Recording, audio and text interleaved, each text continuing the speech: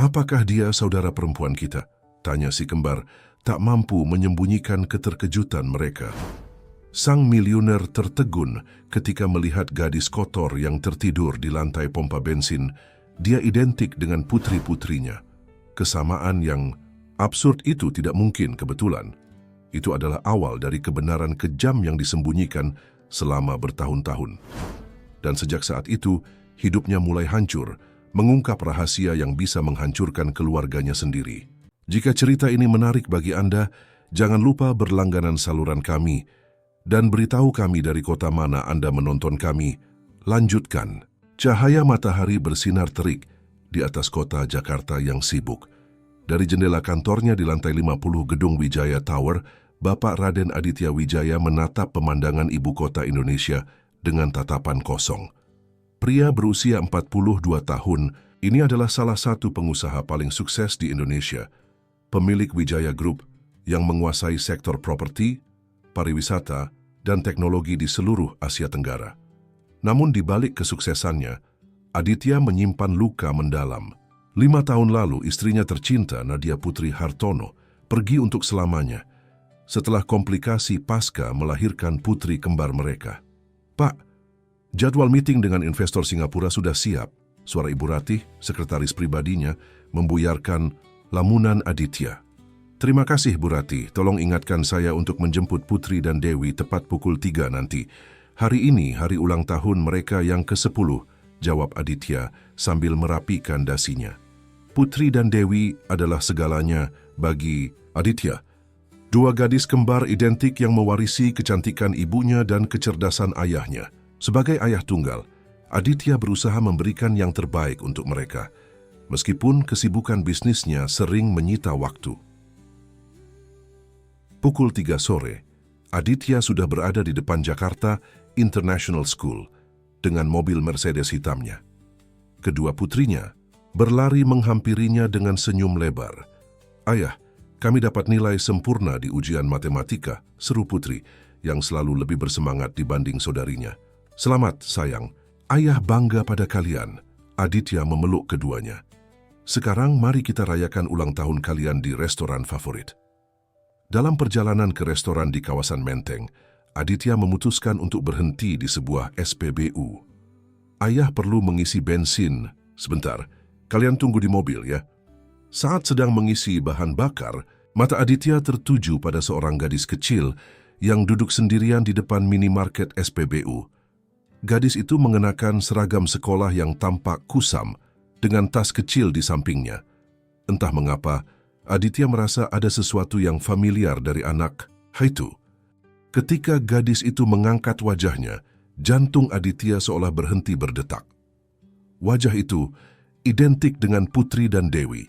Dengan tangan gemetar, Aditya menyelesaikan pengisian bensin dan perlahan mendekati gadis kecil itu. "Halo, adik kecil, kamu sendirian di sini?"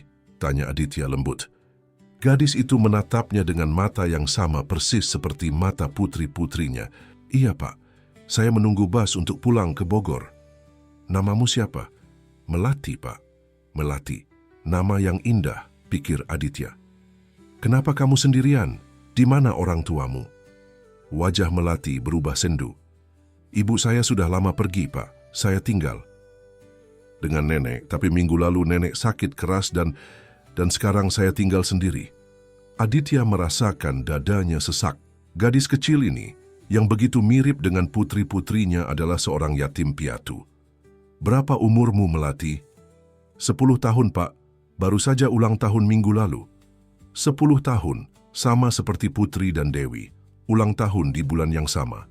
Kemiripan yang terlalu nyata untuk menjadi kebetulan. Pikiran Aditya berputar cepat, mencoba memahami apa yang terjadi. "Melati, kalau boleh, aku ingin mengajakmu makan siang bersama putri-putriku. Mereka juga berulang tahun hari ini." Melati terlihat ragu. "Tapi, Bapak siapa?" Nenek selalu bilang, "Jangan ikut dengan orang asing." "Namaku Aditya Wijaya." Aditya berhenti sejenak. "Aku mungkin mengenal ibumu." "Siapa nama ibumu?" "Ibu Nadia Putri Hartono," jawab Melati. Dunia Aditya seolah runtuh seketika. Nadia, istrinya, ibu dari Putri dan Dewi, Bagaimana mungkin? Dengan hati-hati Aditya mengajak Melati ke mobilnya. Ketika Putri dan Dewi melihat Melati, keduanya terkesiap kaget. "Ayah, dia terlihat seperti kami," seru Dewi, yang biasanya lebih pendiam. Melihat ketiga gadis itu berdampingan, Aditya yakin mereka bukan hanya mirip, mereka identik. Bagaimana mungkin ia memiliki 3 putri kembar identik, tapi hanya mengenal 2 di antaranya selama ini? Di restoran, Aditya mendengarkan cerita Melati. Neneknya, Ibu Siti, telah membesarkannya di pinggiran kota Bogor. Ibunya, menurut cerita sang nenek, pergi saat melahirkannya. Tentang ayahnya, nenek hanya pernah berkata, "Dia akan menyayangimu jika tahu kau ada." "Nenek pernah menunjukkan foto ibuku," kata Melati sambil mengeluarkan sebuah foto usang dari tasnya. Foto itu menunjukkan Nadia tersenyum bahagia dengan perut yang membesar. Foto yang Aditya ingat betul, foto istrinya saat hamil 7 bulan. "Melati," Aditya berkata dengan suara bergetar, "aku punya alasan kuat untuk percaya bahwa kamu mungkin putri kandungku." Mata Melati melebar. "Maksud Bapak?" Putri dan Dewi saling berpandangan, sama kagetnya. "Kita perlu memastikannya," Aditya melanjutkan. "Tapi sementara itu, bagaimana kalau kamu tinggal bersama kami? Aku tidak bisa membiarkanmu sendirian tanpa siapa-siapa." Melati menatap Putri dan Dewi yang tersenyum padanya meski masih tampak bingung. Lalu ia mengangguk pelan. Malam itu, di rumah mewahnya di kawasan elite Jakarta Selatan, Aditya tidak bisa tidur. Ia membuka kembali album foto lama, mengingat kembali hari kelahiran putri-putrinya. Nadia mengalami pendarahan hebat dan Aditya dilarang masuk ke ruang operasi. Ketika akhirnya ia diizinkan melihat bayi-bayinya, dokter hanya menunjukkan 2 bayi kembar yang identik, Putri dan Dewi. "Bagaimana? Mungkin ada 3, tapi aku hanya diberitahu 2, gumamnya pada diri sendiri. Keesokan harinya Aditya menghubungi sahabatnya, Dr. Bambang Suharjo, seorang spesialis genetika terkemuka. "Bang, aku perlu bantuanmu untuk tes DNA. Segera." 3 hari kemudian, Aditya duduk di ruangan Dr. Bambang, menunggu hasil tes dengan cemas. Putri, Dewi, dan Melati bermain di ruang tunggu, sudah mulai akrab satu sama lain. "Aditya," Dr. Bambang memulai dengan wajah serius, "hasilnya positif. Melati bukan hanya putri kandungmu, dia adalah saudara kembar identik Putri dan Dewi. Mereka bertiga adalah kembar 3 identik." Aditya menutup wajahnya dengan kedua tangan. "Bagaimana mungkin ini terjadi, Bang? Siapa yang tega memisahkan mereka? Siapa yang menyembunyikan keberadaan Melati dariku?" "Itu yang perlu kau selidiki," jawab Dr. Bambang. "Dan aku sarankan kau mulai dari rumah sakit tempat Nadia melahirkan." Aditya mengangguk. Hatinya dipenuhi tekad untuk mengungkap kebenaran. Seseorang telah mencuri 5 tahun kebersamaan putrinya dengan keluarganya yang sebenarnya. Seseorang telah berbohong dan memanipulasi hidupnya. "Aku akan mencari tahu," kata Aditya dengan suara dingin, "dan orang yang bertanggung jawab akan membayar untuk semua ini." Sementara itu, di sebuah kantor mewah di pusat kota Jakarta, seorang pria menatap layar komputernya dengan wajah pucat. Di layar terpampang email dari informannya. Aditya Wijaya telah menemukan anak ketiga. Dia sedang menyelidiki. Pria itu, Hendra Kusuma, sepupu Aditya dan Direktur Keuangan Wijaya Group, menggebrak mejanya dengan marah. "Tidak mungkin. Bagaimana bisa dia menemukannya?" Dengan tangan gemetar, Hendra mengambil ponselnya dan menekan sebuah nomor. "Kita punya masalah besar. Aditya sudah menemukan Melati." Rumah Sakit Internasional Jakarta terlihat megah di bawah sinar matahari pagi. Aditya melangkah melewati pintu kaca otomatis dengan langkah penuh determinasi. Di belakangnya, asisten pribadinya, Budi Santoso, mengikuti dengan setumpuk dokumen. "Pak Aditya, saya sudah mengatur pertemuan dengan Direktur Rumah Sakit, Dr. Surya Atmaja," kata Budi. 5 hari telah berlalu sejak pertemuan tak terduga dengan Melati. 5 hari yang mengubah seluruh kehidupan Aditya. Melati kini tinggal di rumahnya, berbagi kamar dengan Putri dan Dewi. Ketiga gadis itu dengan cepat membentuk ikatan yang luar biasa, seolah-olah mereka tidak pernah terpisah. "Selamat pagi, Pak Aditya," sapa Dr. Surya di ruangannya. "Saya sudah mendengar tentang situasi Anda. Sungguh luar biasa. Saya membutuhkan akses ke semua catatan medis kelahiran putri-putri saya 10 tahun lalu," kata Aditya langsung ke pokok permasalahan. "Tentu kami sudah menyiapkannya," Dr. Surya menyerahkan sebuah map tebal. "Tapi saya harus memperingatkan Anda, beberapa dokumen mungkin sudah tidak lengkap karena kebakaran kecil di ruang arsip 7 tahun lalu." Aditya mengangkat alisnya dengan curiga. "Kebakaran? Sangat kebetulan." Selama 2 jam berikutnya, Aditya dan Budi memeriksa setiap lembar dokumen. Ada banyak hal yang janggal. Laporan awal menyebutkan bahwa Nadia hamil kembar 3, tapi laporan kelahiran hanya mencatat 2 bayi. Ada tanda-tanda penghapusan dan modifikasi pada beberapa dokumen. "Siapa yang bertanggung jawab atas Departemen Administrasi Rumah Sakit saat itu?" tanya Aditya. Dr. Surya memeriksa catatannya. Itu Bapak Hendra Kusuma, sepupu Anda sendiri, bukan?" Aditya merasa darahnya membeku. Hendra sepupunya, yang kini menjadi direktur keuangan di perusahaannya. Hendra yang selalu iri dengan kesuksesannya. Hendra yang selalu berusaha mendapatkan perhatian dari ayah mereka dulu. "Terima kasih, Dr. Surya. Saya perlu salinan semua dokumen ini." Dalam perjalanan kembali ke kantor, Aditya menelepon Rahmat Pratama, mantan kepala keamanan rumah sakit yang kini bekerja sebagai detektif swasta. "Rahmat, aku punya pekerjaan untukmu. Ini tentang putri ketigaku yang baru kutemukan." Sementara itu, di rumah Aditya, Melati sedang beradaptasi dengan kehidupan barunya. Gadis kecil itu, yang terbiasa hidup sederhana dengan neneknya di pinggiran Bogor, kini tinggal di rumah mewah dengan segala fasilitas yang bahkan tidak pernah ia bayangkan. "Melati, kamu mau mencoba gaun ini?" tanya Putri, menyodorkan sebuah gaun berwarna lavender. "Ayah membelikannya untukmu kemarin." Melati menyentuh gaun itu dengan hati-hati seolah takut akan merusaknya. "Ini terlalu bagus untukku." "Tidak ada yang terlalu bagus untukmu," kata Dewi merangkul bahu Melati. "Kamu adalah saudari kami. Kamu pantas mendapatkan semua yang kami miliki." Air mata menetes di pipi Melati. "Aku masih tidak percaya. Ini semua nyata. Selama ini aku selalu bermimpi memiliki keluarga yang lengkap, dan sekarang kamu memiliki kami." Putri memeluknya erat. "Dan kami tidak akan pernah melepaskanmu lagi." Malam itu, ketika ketiga gadis sudah tertidur, Aditya duduk di ruang kerjanya, menatap layar komputer dengan wajah tegang. Rahmat telah mengirimkan hasil penyelidikan awalnya. Rekam medis asli menyebutkan 3 bayi perempuan lahir dalam kondisi sehat, gumam Aditya membaca email dari Rahmat.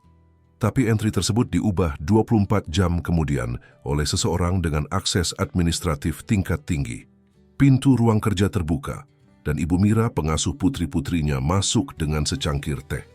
"Pak Aditya, saya membawakan teh hangat," kata wanita parubaya itu. "Terima kasih, Bu Mira." Aditya tersenyum lelah.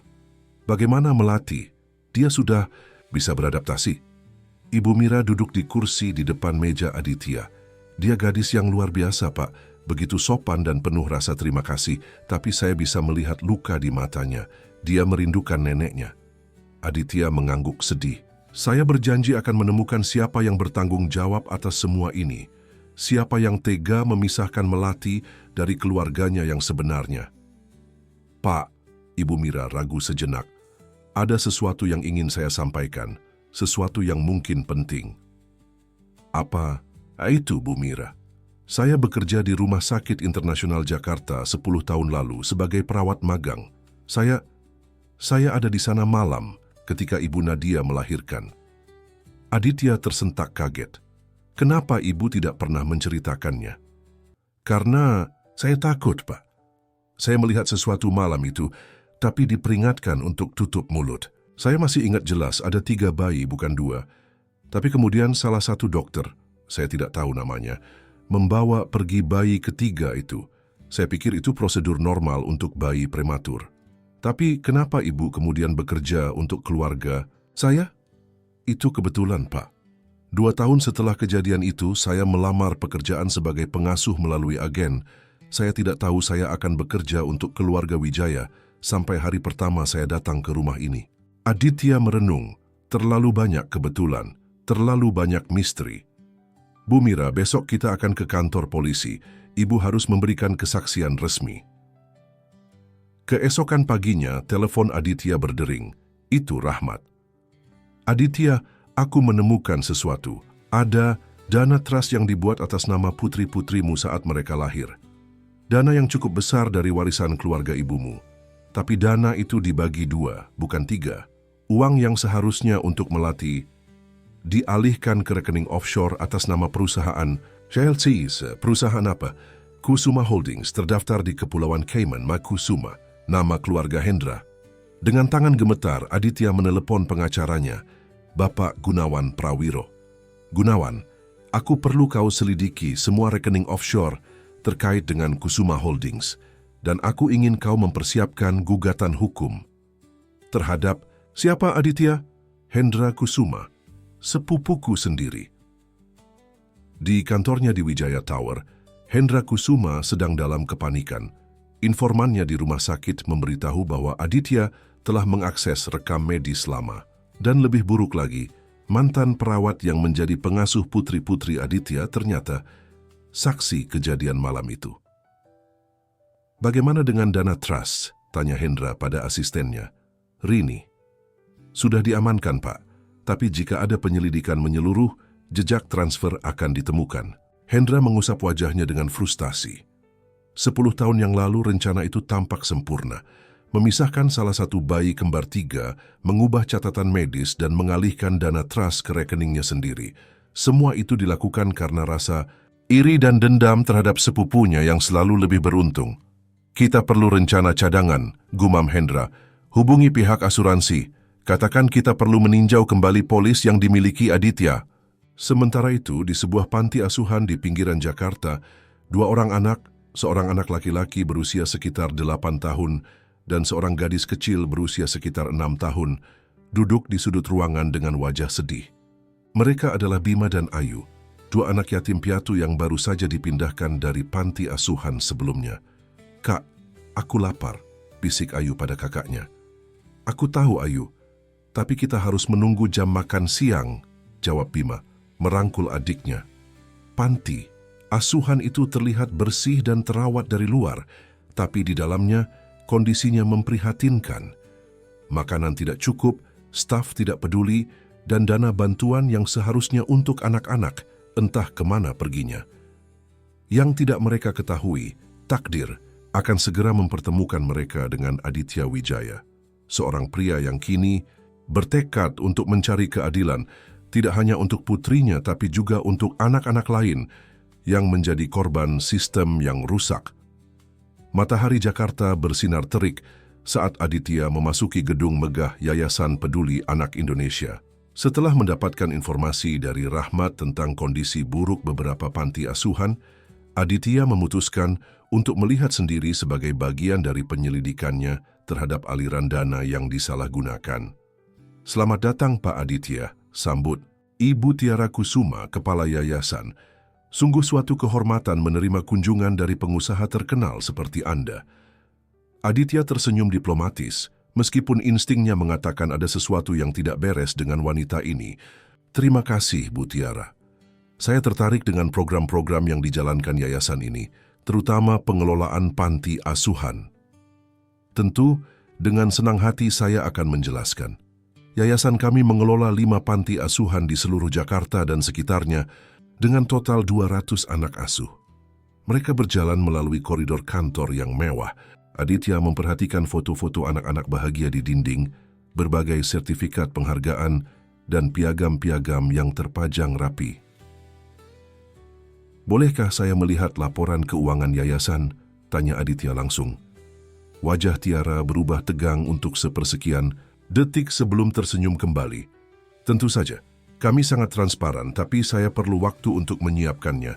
Mungkin lusa bisa saya kirimkan ke kantor Anda? Setelah berbasa-basi sejenak, Aditya meminta untuk mengunjungi salah satu panti asuhan yang dikelola yayasan tersebut.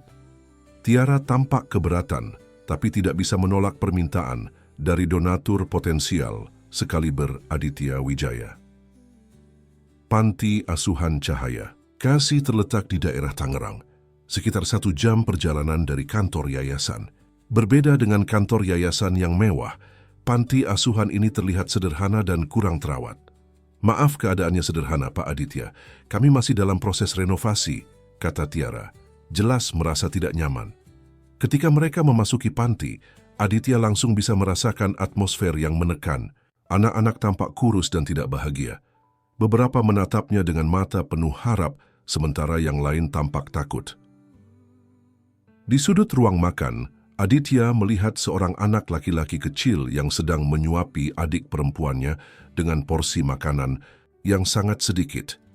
Siapa mereka? Tanya Aditya menunjuk kedua anak tersebut. Oh, itu Bima dan Ayu.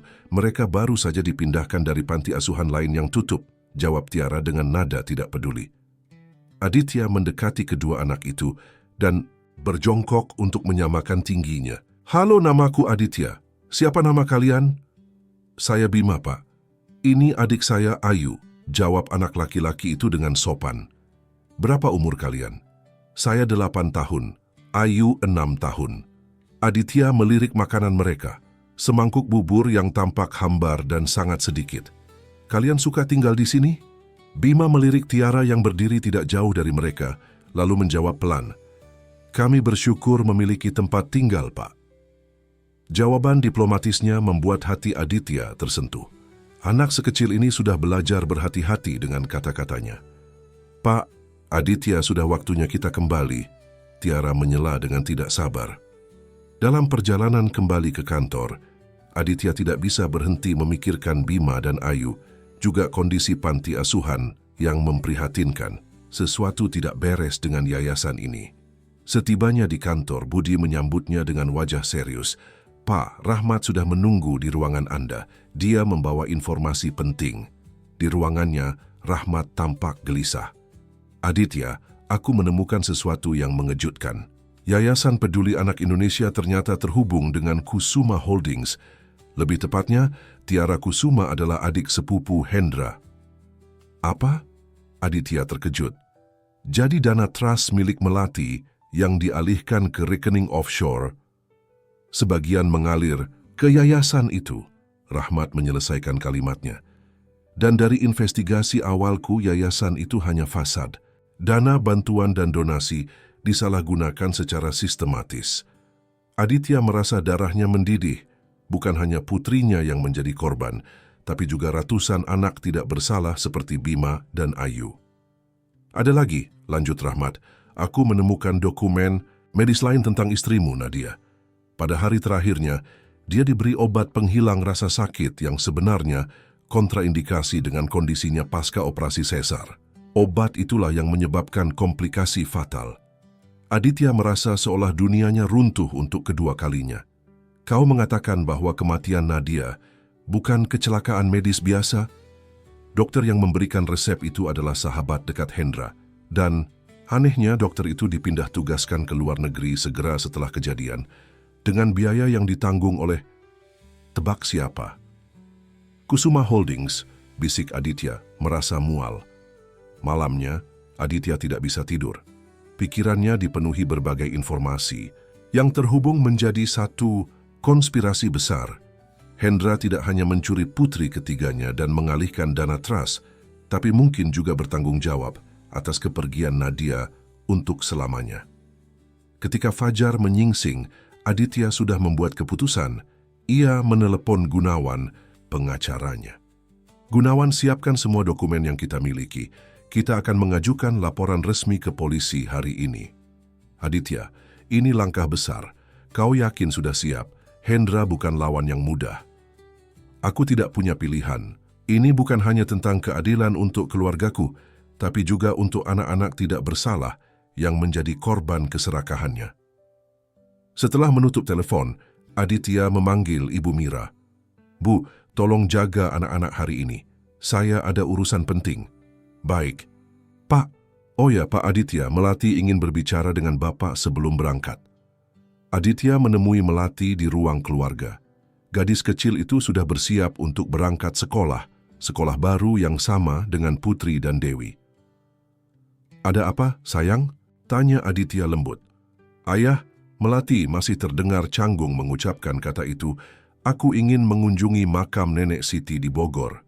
Bolehkah?" Aditya berlutut dan memeluk Melati. "Tentu saja, sayang. Akhir pekan ini, kita akan mengunjunginya bersama-sama." "Terima kasih, Ayah." Melati tersenyum. "Nenek selalu bilang bahwa suatu hari ayahku akan menemukanku. Dia benar." Kata-kata itu membuat hati Aditya tersentuh sekaligus bertanya-tanya. Bagaimana Ibu Siti bisa tahu bahwa suatu hari ia akan menemukan Melati? Apakah wanita itu tahu lebih banyak tentang konspirasi ini? Di kantor polisi, Aditya dan Gunawan bertemu dengan Komisaris Jenderal Firman Situmorang, Kepala Unit Khusus untuk Kejahatan Kerah Putih. "Pak Aditya, ini tuduhan yang sangat serius," kata Komisaris Firman setelah mendengarkan penjelasan lengkap Aditya. "Manipulasi catatan rumah sakit, penipuan identitas, penyalahgunaan dana trust, dan bahkan kemungkinan keterlibatan dalam sebuah peristiwa yang menimpa istri Anda. Kita akan membutuhkan bukti yang sangat kuat." "Saya memiliki semuanya di sini." Aditya menyerahkan map tebal berisi dokumen. "Dan saya siap bekerja sama sepenuhnya dengan penyelidikan." Sementara itu, di Wijaya Tower, Hendra sedang memimpin rapat Dewan Direksi. Sebagai Direktur Keuangan, ia mempresentasikan laporan keuangan triwulanan. Seperti yang bisa kita lihat, perusahaan mencatat pertumbuhan 15% dibandingkan periode yang sama tahun lalu. Presentasinya terganggu ketika ponselnya bergetar. Pesan dari informannya di kepolisian, "Awas, awai melaporkanmu ke polisi. Unit Khusus Kejahatan Kerah Putih sudah mulai penyelidikan." Wajah Hendra memucat. Ia segera mengakhiri presentasi dengan terburu-buru. "Maaf, ada urusan penting yang harus saya tangani. Budi akan melanjutkan presentasi." Di ruangannya, Hendra panik. Ia membuka brankas dan mulai mengumpulkan dokumen-dokumen penting. Kemudian ia menelepon Tiara. "Tiara, kita punya masalah besar. Aditya sudah tahu semuanya dan melaporkan kita ke polisi." "Apa? Bagaimana mungkin? Tidak ada waktu untuk menjelaskan. Kau perlu menghapus semua dokumen terkait aliran dana dari Kusuma Holdings ke yayasan. Dan pastikan tidak ada yang bisa mengaitkan kita dengan panti asuhan itu." "Tapi bagaimana dengan anak-anak?" "Persetan dengan anak-anak," bentak Hendra. "Ini tentang keselamatan kita sekarang." Apa yang tidak diketahui Hendra, telepon kantornya disadap oleh tim Komisaris Firman sejak pagi itu. Setiap kata yang ia ucapkan terekam sebagai bukti tambahan. Di panti asuhan Cahaya Kasih, Bima memeluk Ayu yang ketakutan. Mereka baru saja menyaksikan Ibu Tiara mengamuk, memerintahkan staf untuk membakar dokumen-dokumen, dan bersiap memindahkan anak-anak ke lokasi lain. "Kak, aku takut," bisik Ayu. "Jangan khawatir, Ayu.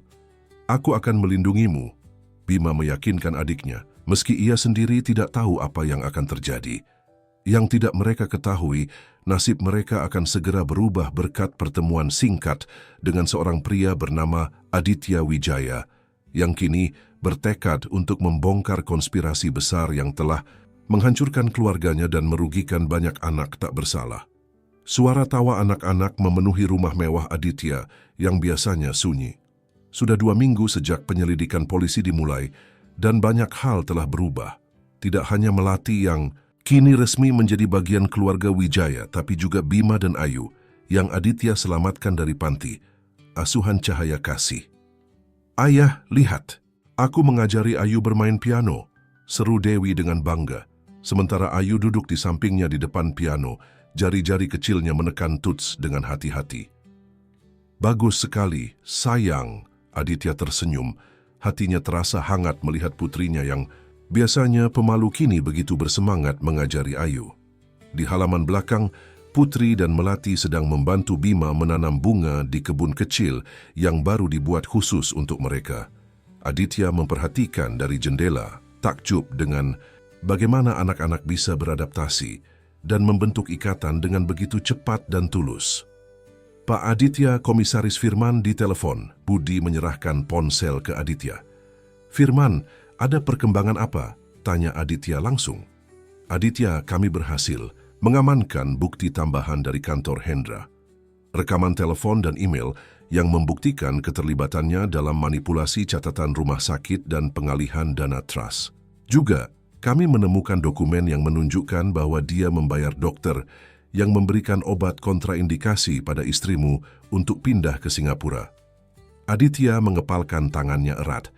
Bagaimana dengan Tiara dan yayasannya? Kami telah menggerebek kantor yayasan dan 5 panti asuhan. Kondisinya mengerikan, Aditya. Dana yang seharusnya untuk anak-anak disalahgunakan secara besar-besaran. Kami menemukan catatan keuangan palsu, laporan fiktif kepada donatur, dan bukti penyalahgunaan fisik terhadap beberapa anak. Dan anak-anak, Dinas Sosial telah mengambil alih pengelolaan panti. Mereka aman sekarang. Tapi banyak yang membutuhkan konseling psikologis. Aditya menutup matanya sejenak, membayangkan apa yang telah dialami anak-anak tidak bersalah itu. Bagaimana dengan Hendra dan Tiara? Tiara sudah kami tangkap. Tapi Hendra, Firman, terdengar ragu. Apa? Dia menghilang, Aditya. Meninggalkan negara sebelum kami bisa menahannya. Kami sudah mengeluarkan red notice melalui Interpol, tapi untuk sementara dia berhasil lolos. Berita itu membuat Aditya frustrasi, tapi setidaknya sebagian besar konspirasi telah terbongkar. Tiara akan menghadapi keadilan dan anak-anak di panti asuhan kini mendapatkan perawatan yang layak. Satu hal lagi, Aditya, lanjut Firman. Kami menelusuri rekening offshore Kusuma Holdings dan menemukan bukti pembayaran rutin selama 10 tahun terakhir kepada seseorang bernama Siti Raharjo di Bogor. Itu nenek angkat Melati, bukan? Aditya terkejut. Ya, benar. Tapi dia sudah tiada beberapa minggu lalu. Menurut catatan yang kami temukan, pembayaran itu adalah semacam uang tutup mulut. Ada indikasi bahwa ketika Hendra mengatur agar Melati dipisahkan dari kalian, dia tidak berencana membiarkannya hidup. Tapi perawat yang ditugaskan membawa bayi itu tidak tega dan menyerahkannya kepada Siti yang kebetulan bekerja sebagai petugas kebersihan di rumah sakit. Hendra kemudian mengancam akan mencelakai Melati jika Siti membocorkan rahasia ini. Jadi sebagai kompromi, Hendra membayar Siti untuk merawat Melati dan tutup mulut. Aditya merasa mual mendengar betapa jahatnya rencana sepupunya. Tapi Ibu Siti tetap memberitahu Melati bahwa suatu hari ayahnya akan menemukannya. Ya, dan ada indikasi bahwa kondisi kesehatannya yang memburuk beberapa bulan terakhir mungkin bukan alami. Kami sedang menyelidiki kemungkinan bahwa Hendra terlibat. Aditya mengucapkan terima kasih kepada Firman dan menutup telepon dengan perasaan campur aduk. Ia marah karena Hendra lolos, sedih memikirkan apa yang telah dialami Ibu Siti, tapi juga bersyukur karena wanita baik itu telah melindungi dan merawat Melati dengan penuh kasih sayang. Ayah, kenapa sedih? Tanya suara kecil. Aditya menoleh dan melihat Melati berdiri di ambang pintu. Matanya menatap Aditya dengan khawatir. Ayah tidak sedih, sayang. Hanya berpikir tentang nenek Siti dan betapa beruntungnya ayah bahwa dia telah merawatmu dengan baik. Melati tersenyum lembut. Nenek selalu bilang bahwa aku adalah hadiah yang harus dia jaga sampai saatnya tiba untuk bertemu ayahku. Dia selalu percaya hari itu akan datang. Aditya memeluk Melati erat, bersumpah dalam hati akan selalu melindungi anak-anaknya, baik putri kandungnya maupun Bima dan Ayu yang kini menjadi bagian dari keluarganya. Keesokan harinya, berita tentang penangkapan Tiara dan penggerebakan yayasan palsu menjadi headline di semua media nasional. Nama Aditya disebut sebagai orang yang membantu membongkar konspirasi tersebut. Teleponnya terus berdering dengan panggilan dari wartawan yang ingin wawancara eksklusif. Pak, apa yang harus saya katakan pada media? Tanya Budi. Katakan bahwa saya tidak akan berkomentar untuk saat ini. Fokus saya adalah keluarga, jawab Aditya. Namun tidak semua reaksi publik positif. Beberapa media mulai menerbitkan artikel yang mempertanyakan motif Aditya. Ada yang menyebutkan bahwa penyelidikannya terhadap yayasan hanyalah bagian dari persaingan bisnis dengan Hendra. Yang lebih buruk, beberapa outlet berita bahkan menyebarkan rumor bahwa Aditya telah menculik Melati, Bima, dan Ayu untuk kepentingan publisitas. Ini pasti ulah Hendra, geram Aditya membaca headline provokatif di tabletnya. Dia masih punya koneksi di media. Di kantor Wijaya Group, situasi juga semakin tegang. Sebagai direktur keuangan, Hendra memiliki pengaruh besar dalam perusahaan. Beberapa eksekutif senior yang loyal padanya mulai mempertanyakan kepemimpinan Aditya. "Pak Aditya, ada masalah di kantor," lapor Budi dengan wajah serius. "Bapak Darmawan dan beberapa direktur lain mengadakan rapat darurat dewan tanpa mengundang Anda. Mereka membahas kemungkinan vote of no confidence." Aditya mengangguk, sudah menduga hal ini akan terjadi. "Terima kasih, Budi. Siapkan semua dokumen keuangan dan bukti keterlibatan Hendra dalam penyelewengan dana perusahaan. Waktunya membersihkan Wijaya Group dari dalam." Malam itu, Aditya mengumpulkan semua anak di ruang keluarga. Mereka baru saja menyelesaikan makan malam bersama, sebuah tradisi yang Aditya tegaskan sejak kedatangan Melati, Bima, dan Ayu. "Anak-anak, ayah perlu berbicara dengan kalian." Aditya memulai dengan serius. "Kalian mungkin akan mendengar berita tidak menyenangkan tentang keluarga kita di TV atau dari teman-teman di sekolah. Beberapa orang mungkin akan mengatakan hal-hal buruk tentang ayah atau tentang bagaimana kita menjadi keluarga." "Seperti apa, ayah?" tanya Putri yang selalu ingin tahu. "Seperti mengatakan bahwa ayah membawa Melati, Bima, dan Ayu ke rumah kita untuk alasan yang tidak baik, atau bahwa ayah hanya berpura-pura peduli." "Itu tidak benar," seru Dewi marah.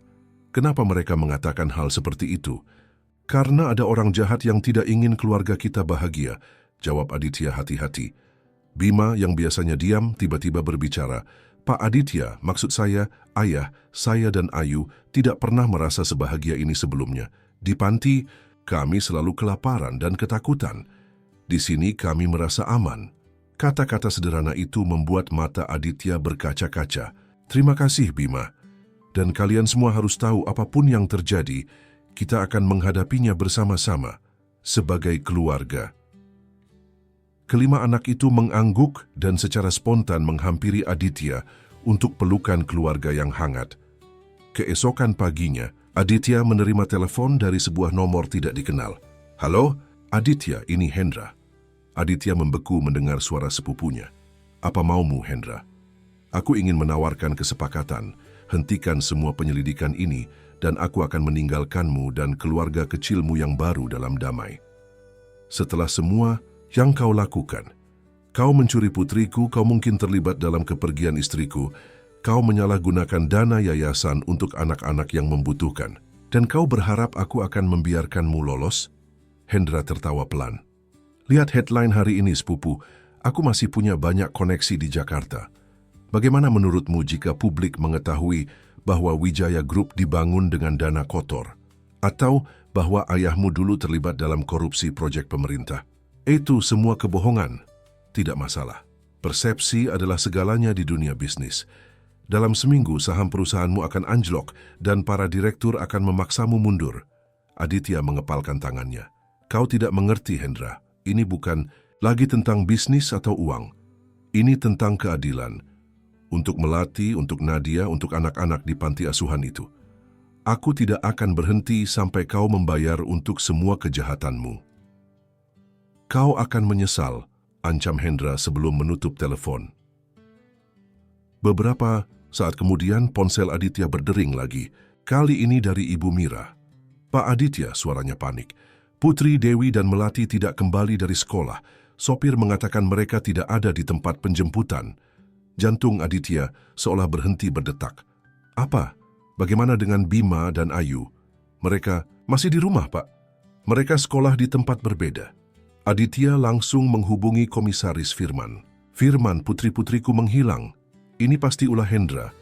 Dia baru saja meneleponku dengan ancaman." "Tetap tenang, Aditya. Kami akan mengerahkan semua unit, berikan foto terbaru mereka dan detail seragam sekolahnya." Sementara polisi mulai pencarian, Aditya kembali ke rumah dengan hati hancur. Bagaimana ia bisa memaafkan dirinya sendiri jika terjadi sesuatu pada putri-putrinya. Di rumah, Bima dan Ayu menatapnya dengan mata ketakutan. "Ayah, apa kakak-kakak baik-baik saja?" tanya Ayu cemas. Aditya memeluk mereka. "Polisi sedang mencari mereka. Mereka akan baik-baik saja." Tapi dalam hatinya Aditya tahu bahwa Hendra tidak main-main dengan ancamannya. Dan waktu adalah hal yang paling berharga sekarang. Malam telah larut di Jakarta, namun tidak ada tanda-tanda kantuk di mata Aditya. 24 jam telah berlalu sejak Putri, Dewi, dan Melati menghilang. Ruang tamu rumahnya kini telah berubah menjadi pusat komando operasi pencarian. Peta kota Jakarta terbentang di meja. Dengan titik-titik merah menandai lokasi terakhir, putri-putrinya terlihat dan area yang sudah diperiksa polisi. "Aditya, kami menemukan tas sekolah mereka di sebuah tempat sampah dekat taman kota," lapor. Komisaris Firman wajahnya menunjukkan kelelahan setelah operasi pencarian tanpa henti. "Ada petunjuk?" tanya Aditya. Suaranya serak karena terlalu banyak berbicara di telepon sepanjang hari, menghubungi setiap kontak yang mungkin bisa membantu. "Tidak ada sidik jari selain milik anak-anak. Pelakunya profesional," Firman menghela napas. "Tapi kami berhasil mendapatkan rekaman CCTV dari sekolah. Anak-anak terlihat memasuki sebuah mobil van hitam. Plat nomornya palsu, tapi kami sedang menelusuri rute van tersebut melalui kamera lalu lintas di seluruh kota." Budi masuk terburu-buru ke ruangan. "Pak Aditya, ada email masuk ke alamat perusahaan Anda. Saya rasa Anda perlu melihatnya sekarang." Email tersebut tidak berisi teks, hanya sebuah lampiran video. Dengan tangan gemetar, Aditya membukanya. Layar menampilkan sebuah ruangan kosong dengan pencahayaan redup. Putri, Dewi, dan Melati duduk di lantai dengan mata tertutup kain dan tangan terikat di belakang. Meski begitu, mereka terlihat tidak terluka. Suara tersamar terdengar dari belakang kamera. "Dengarkan baik-baik, Aditya Wijaya. Anak-anakmu aman untuk sementara. Jika kau ingin mereka kembali, kau harus menandatangani dokumen transfer kepemilikan 60% saham Wijaya Group ke pihak yang akan kami tentukan. Kau punya waktu 48 jam. Instruksi lebih lanjut akan dikirimkan ke email yang sama. Jangan libatkan polisi, atau kau tidak akan pernah melihat mereka lagi." Video itu berakhir dengan tampilan sebuah jam digital yang menunjukkan waktu saat ini, membuktikan bahwa rekaman itu baru dibuat. "Sial!" Aditya menggebrak meja, frustrasi dan marah. "Mereka mengincar perusahaanku. Ini pasti rencana Hendra. Kita bisa melacak asal email ini," kata Firman, langsung menelepon tim teknisi kepolisian. Sementara tim Firman bekerja, Aditya merasa tersiksa oleh rasa bersalah dan ketakutan. Bagaimana jika ia tidak bisa menyelamatkan putri-putrinya? Bagaimana jika Hendra, yang sudah memisahkan Melati darinya selama 10 tahun, dan mungkin terlibat dalam kepergian Nadia, benar-benar tega mencelakai anak-anak itu? Di kamar sebelah, Bima dan Ayu duduk diam dengan wajah pucat. Meski Ibu Mira berusaha menghibur mereka, kedua anak itu terlalu khawatir untuk bisa terhibur. "Pak Aditya," Bima menghampiri Aditya dengan langkah ragu. "Saya mungkin tahu sesuatu yang bisa membantu." Aditya menatap anak laki-laki itu dengan penuh harap. "Apa itu, Bima?" "Dulu di panti, Ibu Tiara sering menerima tamu malam-malam. Mereka membicarakan tempat-tempat persembunyian. Saya pernah mendengar mereka menyebut sebuah gudang di daerah pelabuhan Tanjung Priok. Katanya itu tempat yang aman karena tidak terdaftar dalam dokumen resmi." Aditya langsung memanggil Firman. "Kita perlu memeriksa area pelabuhan Tanjung Priok. Fokus pada gudang-gudang tidak terpakai atau yang tidak terdaftar resmi." Firman mengangguk dan segera menginstruksikan timnya untuk menyisir area tersebut. Sementara pencarian berlanjut, di sebuah gudang tua di kawasan industri dekat pelabuhan, Putri, Dewi, dan Melati duduk bersandar pada dinding lembab. Mata mereka tidak lagi tertutup, tapi tangan mereka masih terikat.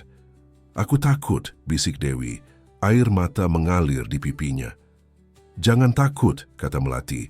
Suaranya tenang meski situasi mereka sangat berbahaya. "Ayah pasti akan menemukan kita." Putri mengangguk setuju. "Benar, ayah tidak akan menyerah mencari kita." Melati melirik ke arah pintu, memastikan tidak ada penculik yang mendengar. "Dengar, aku punya rencana." Dulu saat masih tinggal dengan nenek di Bogor, aku sering bermain di hutan dengan anak-anak lain. Kami belajar cara melepaskan diri dari ikatan. Sungguh? Mata Putri melebar. Kau bisa melepaskan ikatan ini? Melati mengangguk. Ya, tapi kita harus menunggu waktu yang tepat. Penjaga kita ada 2 orang. Satu selalu berjaga di luar. Satu lagi biasanya tertidur di ruangan sebelah. Kita harus menunggu sampai keduanya lengah. Di rumah Aditya, tim Firman telah mempersempit pencarian ke 3 gudang mencurigakan di area pelabuhan. Tim khusus bersiap-siap untuk menyergap ke 3 lokasi tersebut secara bersamaan. Aditya, kami akan bergerak dalam 1 jam, kata Firman. Tetap di sini dan tunggu kabar dari kami. Aditya menggeleng. Tidak, aku ikut. Ini putri-putriku yang sedang dalam bahaya. Terlalu berbahaya, biarkan kami yang menangani ini. Firman, kau tidak mengerti. Aku sudah kehilangan Melati selama 10 tahun. Aku kehilangan Nadia untuk selamanya.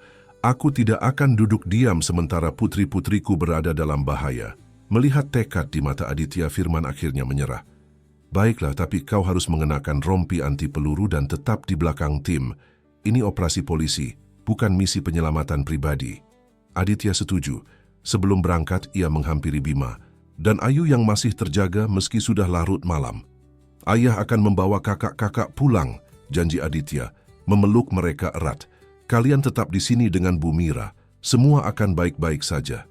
Di gudang, Melati telah berhasil melepaskan ikatan tangannya.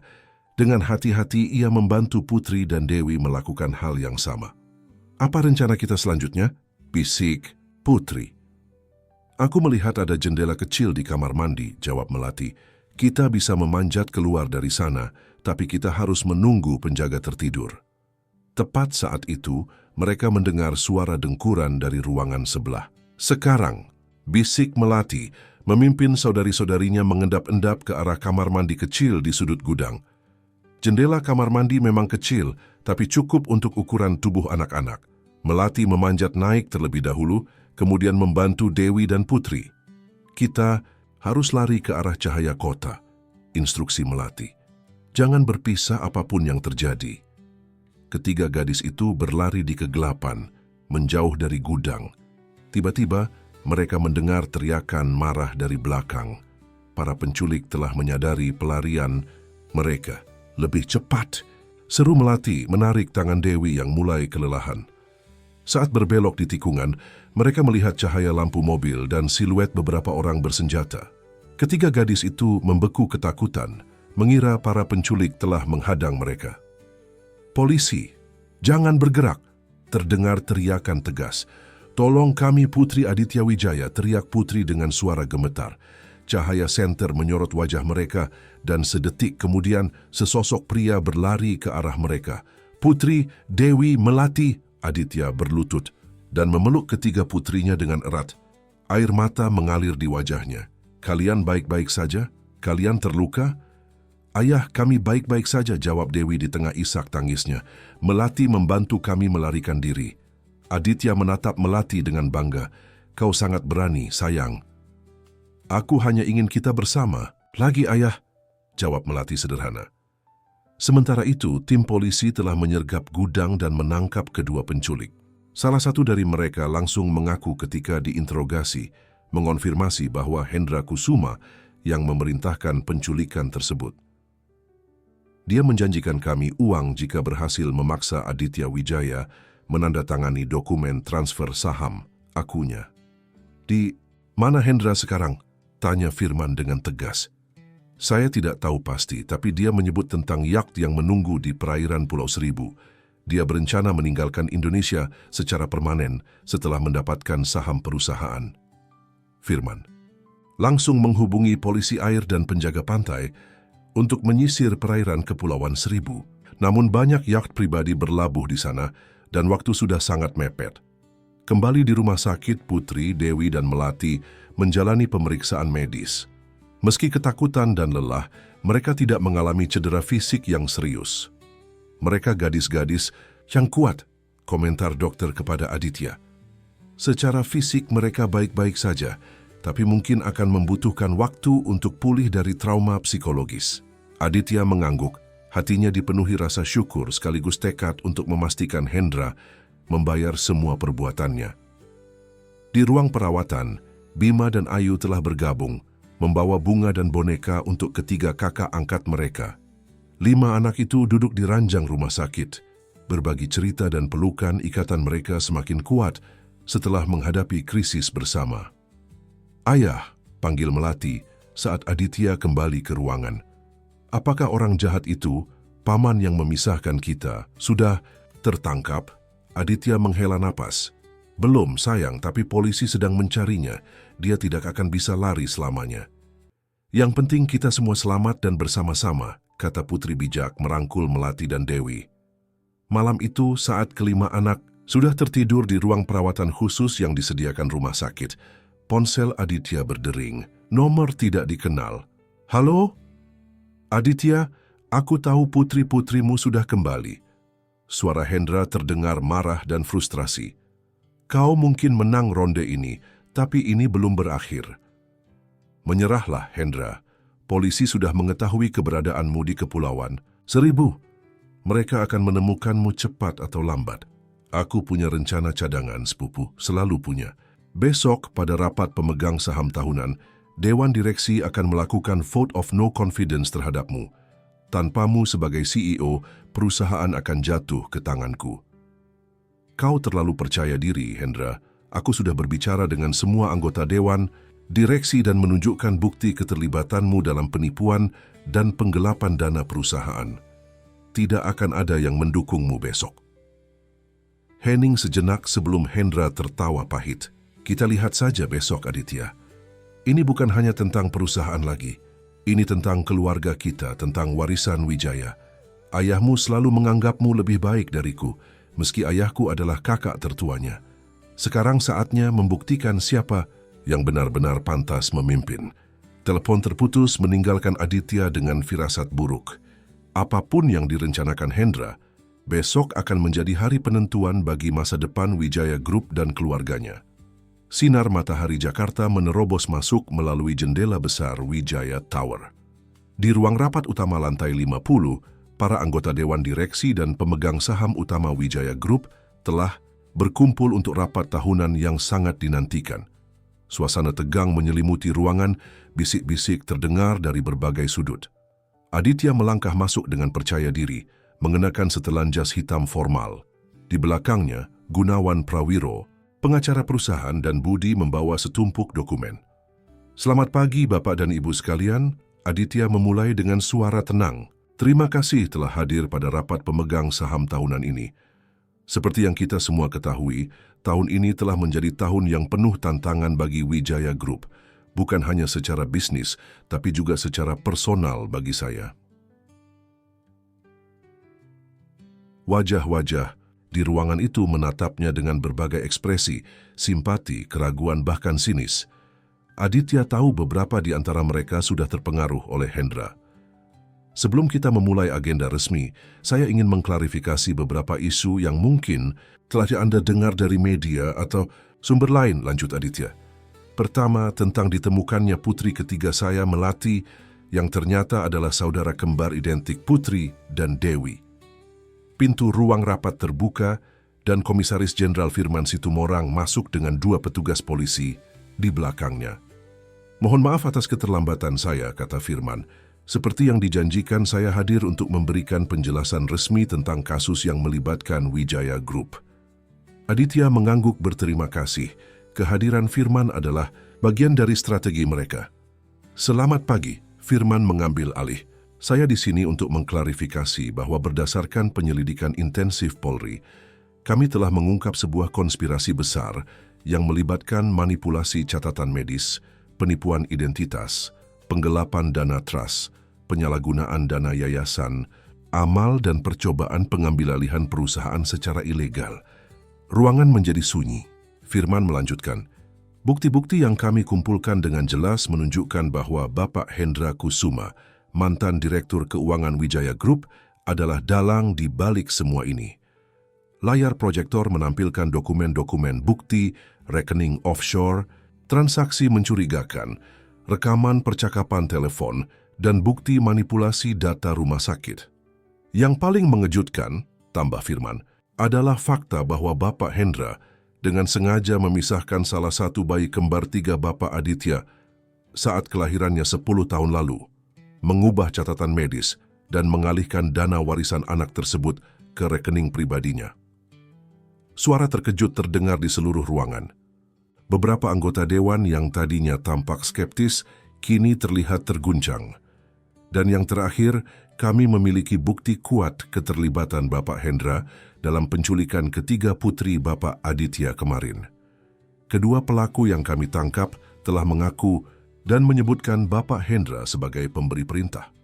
Bapak Darmawan, salah satu direktur senior yang dikenal dekat dengan Hendra, mengangkat tangannya. Jadi di mana Bapak Hendra sekarang? Kenapa dia tidak hadir untuk membela diri? Seolah menjawab pertanyaan itu, pintu ruang rapat kembali terbuka. 2 petugas polisi masuk, mengapit seorang pria dengan tangan terborgol, Hendra Kusuma. Wajahnya pucat dan lelah, pakaiannya kusut, jauh dari penampilannya yang biasanya rapi dan arogan. Bapak Hendra Kusuma ditangkap tadi pagi di Pelabuhan Muara Angke saat mencoba melarikan diri dengan kapal pribadi, jelas Firman. Dia akan menghadapi berbagai dakwaan serius, termasuk penculikan, penipuan, dan penggelapan dana. Hendra menatap Aditya dengan tatapan penuh kebencian. Kau mungkin menang sekarang, Aditya, tapi ingat, ini semua terjadi karena keluargamu selalu mendapatkan segalanya, sementara keluargaku selalu dinomorduakan. Bukan begitu, Hendra, jawab Aditya tenang. Kita adalah keluarga, seharusnya kita bisa bekerja sama, bukan saling menjatuhkan. Yang kulakukan bukan untuk membalas dendam, tapi untuk keadilan. Untuk putriku yang kau pisahkan dariku selama 10 tahun. Untuk anak-anak di panti asuhan yang menderita karena keserakahanmu. Dan untuk istriku yang mungkin masih hidup jika bukan karena rencanamu. Hendra terdiam untuk pertama kalinya tampak kehilangan kata-kata. Bawa tersangka, perintah Firman, dan petugas polisi menggiring Hendra keluar dari ruangan. Setelah Hendra dan petugas keluar, Aditya mengambil alih kembali rapat. Saya mengerti bahwa kejadian-kejadian ini telah menimbulkan keraguan tentang kepemimpinan saya. Karena itu, saya bersedia mengundurkan diri jika Dewan menganggap itu yang terbaik untuk perusahaan. Ruangan dipenuhi gumaman terkejut. Namun Bapak Haryanto, pemegang saham tertua, berdiri. Tidak perlu, Aditya. Justru sebaliknya. Keteguhan dan integritasmu dalam menghadapi konspirasi ini menunjukkan bahwa kau adalah pemimpin yang tepat untuk Wijaya Group. Aku mengusulkan vote of confidence untuk Aditya Wijaya sebagai CEO. Satu persatu, anggota dewan dan pemegang saham mengangkat tangan mereka mendukung Aditya. Bahkan Bapak Darmawan yang tadinya meragukan, akhirnya ikut mendukung. Terima kasih atas kepercayaan Anda semua, kata Aditya terharu. Dan sebagai langkah pertama dalam era baru Wijaya Group, saya ingin mengumumkan pembentukan Yayasan Siti Raharjo untuk anak-anak Indonesia yang akan fokus pada perlindungan dan pendidikan anak-anak kurang mampu dan terlantar. Pengumuman itu disambut tepuk tangan meriah. Aditya melanjutkan, yayasan ini akan dikelola dengan standar transparansi tertinggi dan 10% dari keuntungan tahunan Wijaya Group akan dialokasikan untuk mendukungnya. Setelah rapat berakhir dengan sukses, Aditya kembali ke rumah sakit untuk menjemput kelima anaknya. Dokter telah memberikan izin untuk Putri, Dewi, dan Melati pulang, meski dengan rekomendasi untuk konseling psikologis rutin. Ayah, bagaimana rapatnya? Tanya Putri penasaran saat melihat Aditya. Berjalan lancar, sayang, dan ada kabar baik. Paman Hendra sudah ditangkap. Dia tidak akan bisa menyakiti kita lagi. Melati, yang sedang membereskan barang-barangnya, bertanya pelan, apakah dia yang bertanggung jawab atas kepergian Nenek Siti juga? Aditya mengangguk sedih. Kemungkinan besar ya, tapi polisi masih menyelidikinya. Setidaknya kebenaran akhirnya terungkap, kata Melati, matanya berkaca-kaca. Nenek pasti senang melihat kita semua bersama sekarang. Di luar rumah sakit, wartawan telah berkumpul, menunggu kesempatan untuk mewawancarai keluarga Wijaya. Namun Aditya memilih untuk mengeluarkan pernyataan singkat saja. Kami berterima kasih atas perhatian dan dukungan masyarakat. Saat ini, fokus kami adalah pemulihan dan penguatan ikatan keluarga. Kami juga berterima kasih kepada Polri atas kerja kerasnya mengungkap kebenaran. Untuk pertanyaan lebih lanjut, silakan hubungi kantor Humas Wijaya Group. Seminggu kemudian, kehidupan di rumah Aditya mulai menemukan ritme barunya. 5 anak, 3 putri kandung dan 2 anak angkat, telah membentuk ikatan yang kuat. Aditya telah memulai proses adopsi resmi untuk Bima dan Ayu, memastikan mereka secara legal menjadi bagian dari keluarga Wijaya. Melati, yang menghabiskan 10 tahun pertama hidupnya dalam kesederhanaan, kini membantu saudari-saudarinya menghargai hal-hal sederhana. Sementara Bima, dengan pengalaman hidupnya yang keras, mengajarkan pentingnya ketahanan dan keberanian. Di kantor, Aditya melakukan perombakan besar. Semua eksekutif yang terlibat dengan Hendra diberhentikan dan sistem tata kelola baru yang lebih transparan diterapkan. Wijaya Group tidak hanya menjadi lebih kuat secara finansial, tapi juga secara etika. Yayasan Siti Raharjo untuk Anak-anak Indonesia diresmikan dengan acara meriah. Ratusan anak dari panti asuhan yang diambil alih dari Yayasan Peduli Anak Indonesia hadir, kini dengan wajah-wajah bahagia dan penuh harapan. Apa yang kita lakukan hari ini, kata Aditya dalam pidato peresmiannya, bukan hanya tentang memperbaiki kesalahan masa lalu. Ini tentang membangun masa depan yang lebih baik, di mana setiap anak tidak peduli latar belakangnya, mendapat kesempatan untuk tumbuh dalam cinta dan keamanan. Sebulan kemudian, pada hari Minggu yang cerah, keluarga Wijaya mengunjungi makam Ibu Siti di Bogor. Melati meletakkan bunga di atas pusara neneknya, sementara Putri dan Dewi berdiri di sampingnya, memegang tangannya untuk memberikan dukungan. "Nenek," bisik Melati, "terima kasih telah menjagaku selama ini. Terima kasih telah percaya bahwa suatu hari ayah akan menemukanku. Sekarang aku punya keluarga lengkap seperti yang selalu nenek doakan." Di belakang mereka, Aditya berdiri dengan Bima dan Ayu di sisinya. Hatinya penuh rasa syukur dan tekad untuk menjaga dan melindungi kelima anaknya. Hadiah terbesar dalam hidupnya. Malam itu, saat kelima anak sudah terlelap di kamar masing-masing, Aditya duduk di balkon rumahnya, menatap langit Jakarta yang dipenuhi bintang. Di tangannya terdapat foto Nadia, istrinya yang telah pergi. "Nadia," bisiknya pada angin malam, "aku telah menemukan putri ketiga kita. Melati tumbuh menjadi gadis yang luar biasa, berani, bijak, dan penuh kasih, sama sepertimu.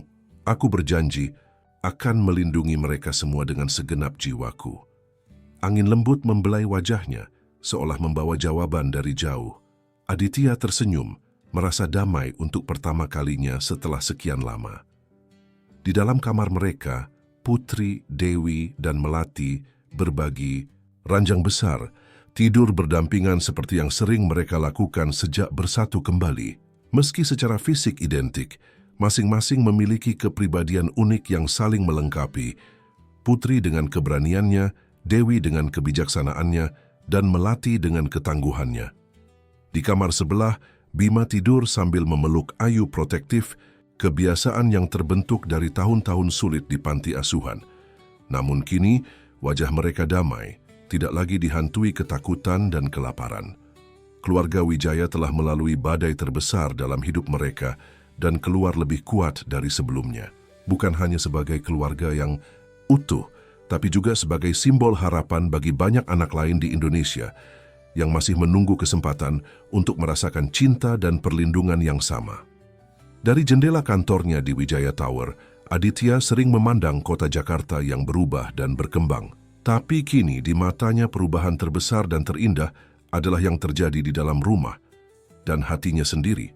Rumah yang dulunya dingin dan sunyi, kini dipenuhi tawa dan kehangatan 5 anak yang telah mengajarinya arti sebenarnya dari kesuksesan dan kebahagiaan. Wijaya Group akan terus tumbuh dan berkembang, tapi bagi Aditya, warisan terbesarnya bukan lagi gedung-gedung pencakar langit atau angka-angka di laporan keuangan. Warisannya adalah 5 anak dengan masa depan cerah di depan mereka dan ribuan anak lain yang kini mendapat kesempatan kedua melalui yayasan yang dia dirikan. Konspirasi telah terungkap, keadilan telah ditegakkan, dan keluarga yang